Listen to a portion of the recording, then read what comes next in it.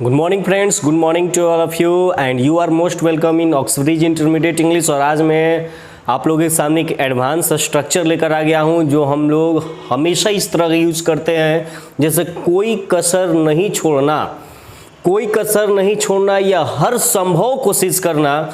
जैसे आप लोग पढ़ रहे हैं तो पढ़ाई में अगर आप कोई कसर नहीं छोड़ते हैं तो इस तरह के सेंटेंस की इंग्लिश लिए हम लोग बोलते हैं leave no stone unturned. Leave no stone unturned का प्रयोग किया जाता है, जिसका हिंदी होता है कोई कसर नहीं छोड़ना या हर संभव कोशिश करना। अब इसको हम लोग समझ लेते हैं। लीव मन होता है छोड़ना, नो स्टोन कोई भी पत्थर को, अनटर्न्ड कहने का अर्थ होता है बिना पलटे हुए। ठीक है, जब कभी भी हम लोगों का कहीं कुछ भूल जाता है घास में या कहीं कूड़े कचरे में, तो क्या करते हैं, हर चीज़ों को अनटर्न्ड कर देते हैं। ठीक है, हर चीज़ों को उलट फेर कर देते हैं। तो हर संभव प्रयास हम लोग करते हैं उस चीज़ों को ढूंढने के लिए।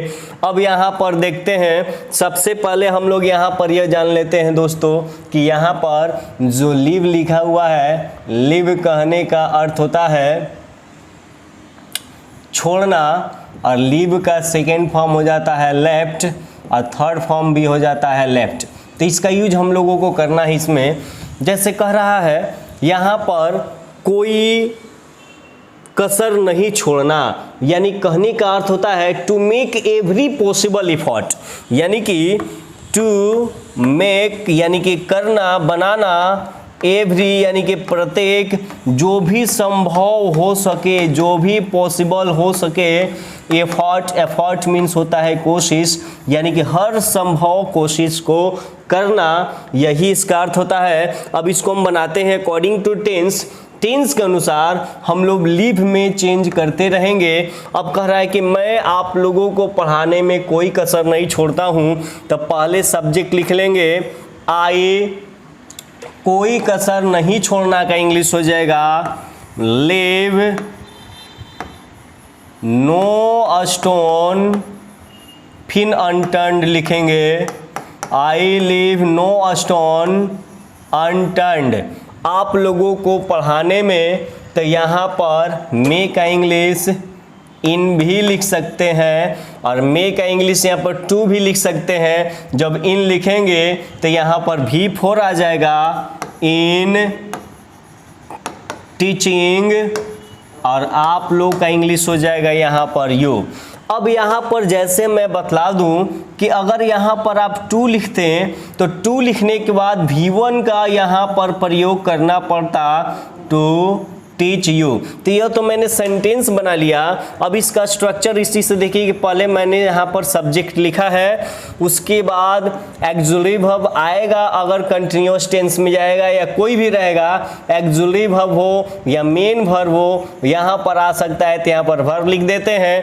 वर्ब लिखने के बाद यही वाला वर्ब इसमें सटा हुआ रहेगा, और वो जो वर्ब है, यह आपका जो वर्ब है हो जाएगा सब्जेक्ट के बाद leave no stone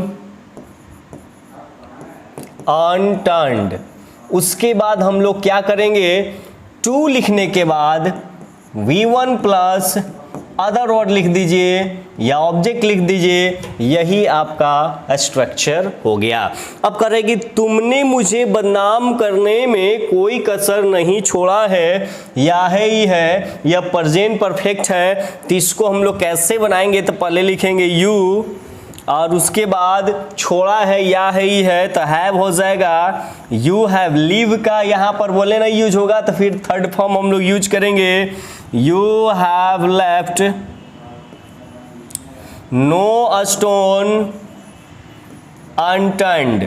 you have left no stone unturned, मुझे बर्बाद करने में, तो मे का इंग्लिश अगर यहाँ पर टू लिखते हैं तो टू के बाद V1 ही कर देंगे। स्पॉइल मीन्स होता है बर्बाद करना, टू स्पॉइल मी।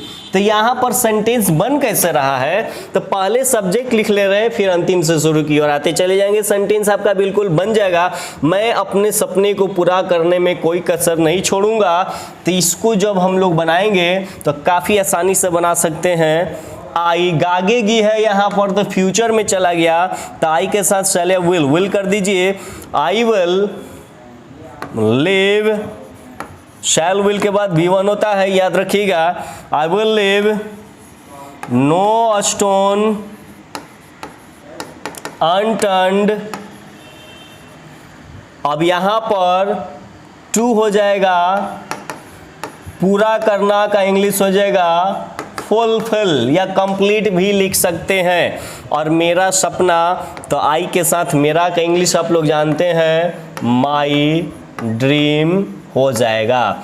अगर इस तरह के सेंटेंस हम लोग बोलते हैं तो यहाँ पर अकॉर्डिंग टू टेंस हम लोगों को चेंज करना है दोस्तों, क्या, तो लिव में चेंजिंग करना है। बाकी जिस टेंस में जो एक्चुअली वर्ब होता है, जैसे प्रेजेंट परफेक्ट में होता है हैज है, V3 हो गया, और फ्यूचर में जाते हैं शैल विल के बाद आपका V1 का यूज करते हैं। तो इस तरह से हम लोगों ने सीखा कि यहाँ पर चेंजिंग हो रहा है, but according to tense changing हो रहा है। और किस में चेंजिंग हो रहा है, केवल लिव में चेंजिंग हो रहा है, बाकी सारा चीज वही है। जैसे अगर एक और सेंटेंस हम यहाँ पर बनाते हैं तो समझिएगा,